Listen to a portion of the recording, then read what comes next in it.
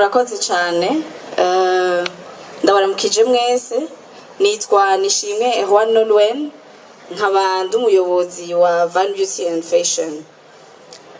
Ishirahamwe ryanje naritanguje watanguye ari umwuga ndawutangura mu 2016 aho naza nasanga abantu muhira ndabakora mu maso ndabaryohora nkuko nabivuze ariko naciye ndaryandikisha mu 2022 aho ryabaye ishirahamwe ryigisha abandi bantu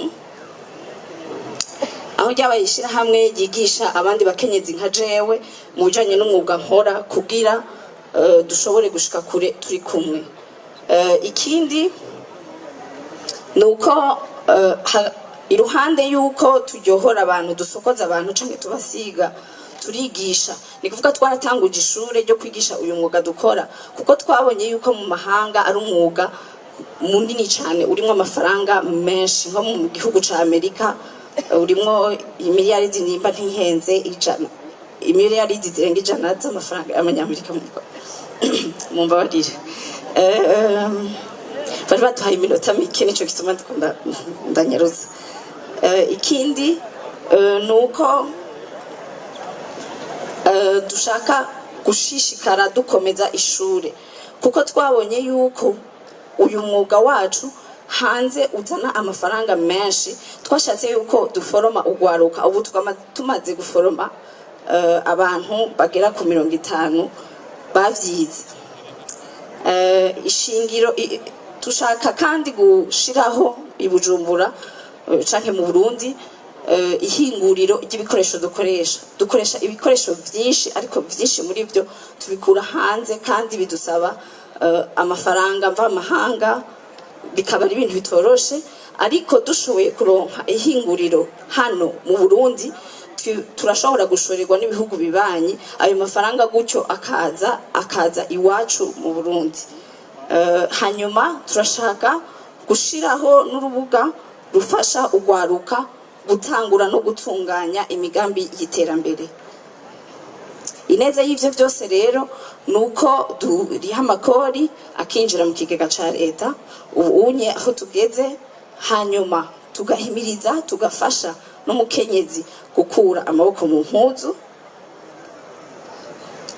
eka tugafasha no gwaruka rufise umutahe mutonya kuko jewe iyo myaka 8 heze natanguje umutahe w'10,000 ntivyari vyoroshe kuko nkuko babivuze hariyo umudamu wo muri page yabivuze ntivyari vyoroshe kuko natanguje umutahe w'10,000 abantu bantwenga muhira bambari ati none wewe ugiye gukora 10,000 koko atacubuze ariko ndatangura je nyene nta numwe yarashigikiye ico ciyumviro canje ntivyabujije yuko mbandanya mu nyuma muri uko kwandikisha iryo shirahamwe mu 2022 nari ngeze nko ku mutahe w'imiliyoni 200.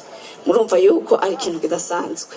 Rero ndahimiriza abajene kwitaho ibintu by'imyuga nkuko nabikoze ego suko nari sivyo nigisho ni cambere sinuko nari shigikiwe n'abavyeyi canke abavukanye canke abantu bo mu kibano ariko narakuye amaboko mu mpuzu nari mfise ingabire ubu unye ndiko ndayisangiza n'abandi mu gushiraho iryo shure rishobora gutanga impamya bushobozi yemewe mu gihugu c'u Burundi no mu makungu.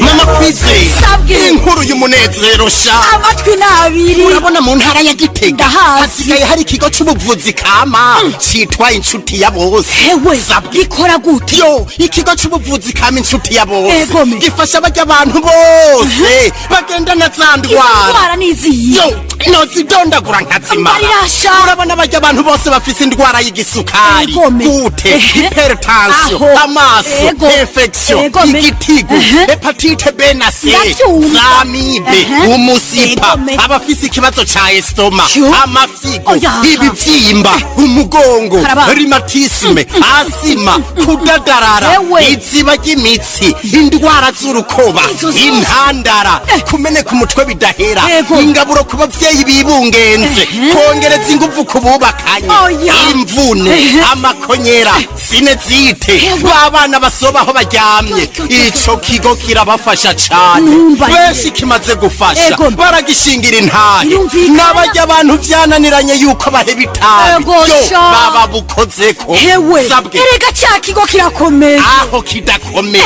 uyobewe yuko n'abasokuru bivuza imiti kama gusa kandi hewe none ico kigo gikorera he ikigo c'ubuvuzi kama inshuti ya bose mugisanga mu gisagara ca Gitega haruguru y'isoko y'inka akurakuri 79 amajana 766 amajana 951 canke kuri 69 199 amajana 247 inshuti ya bose ni inshuti yawe.